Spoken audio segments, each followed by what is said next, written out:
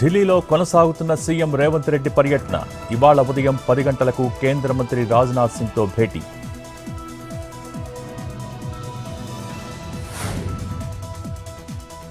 మంచిర్యాల జిల్లాలో Congress versus BRS.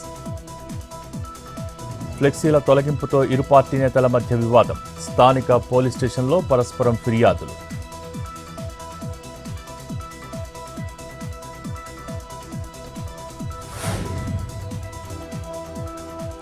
ఇవాళ అనంతపురంలో ఎన్డీఏ తొలి సభ.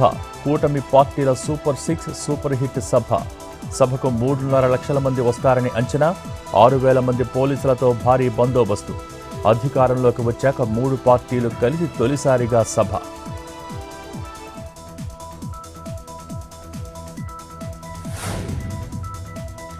ఇవాళ ఉదయం 11 గంటలకు వైఎస్ జగన్ మీడియా సమావేశం. రాష్ట్రంలో తాజా రాజకీయ పరిణామాలపై మాట్లాడే ఛాన్స్.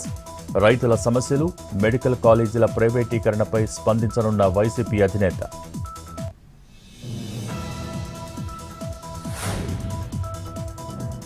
మరో 2 రోజులు ఏసీబీ కస్టడీకి ఐపీఎస్ అధికారి సంజయ్.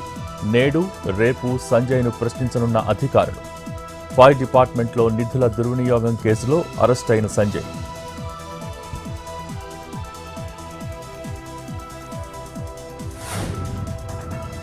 ఇవాళ టీటీడీ నూతన ఈవోగా అనిల్ కుమార్ సింఘాల్ బాధ్యతల స్వీకరణ. ఉదయం 11:27 బాధ్యతల స్వీకరణ. అలిపిరి నడక మార్గంలో తిరుమలకు బయలుదేరిన సింఘాల్.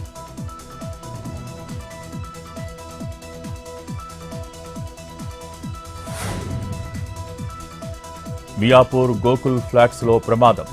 అపార్ట్మెంట్ 3వ అంతస్తుపై నుంచి పడ్డ వెల్డర్ సింహయ్య తీవ్ర గాయాలు కావడంతో హాస్పిటల్కు తరలింపు.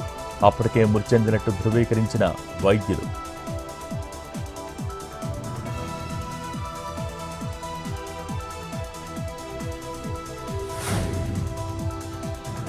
అమీర్పేటలో రోబో టెక్నాలజీతో పూడిక తొలగింపు.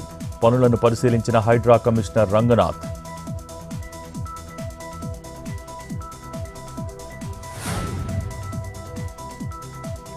పాతబస్తీ శాలిబండలో బ్యాగ్ కలకలం. రోడ్డుపై పెద్ద బ్యాగును గుర్తించిన స్థానికులు. బ్యాగ్లో భారీగా బంగారం, ఖరీదైన వస్త్రాలు. బ్యాగును బాధితులకు అప్పగించిన పోలీసులు.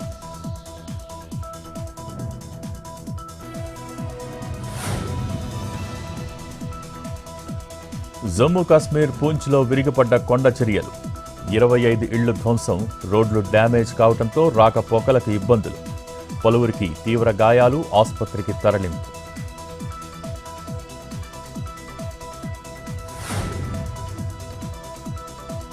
ఢిల్లీలో శాంతిస్తున్న యమునా నది. క్రమంగా తగ్గుతున్న నీటి మట్టం. ఊపిరి పీల్చుకుంటున్న లోతట్టు ప్రాంతాల ప్రజలు.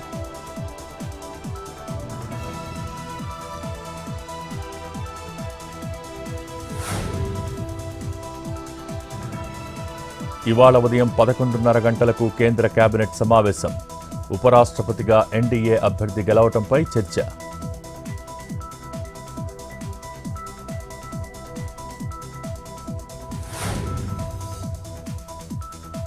ఉపరితల ఆవర్తన ప్రభావంతో ఏపీకి వర్ష సూచన. జిల్లాలకు వాతావరణ శాఖ ఎల్లో అలర్ట్ జారీ. రాగల 5 రోజుల పాటు కోస్తాంధ్రలో వర్షాలు కురిసే ఛాన్స్.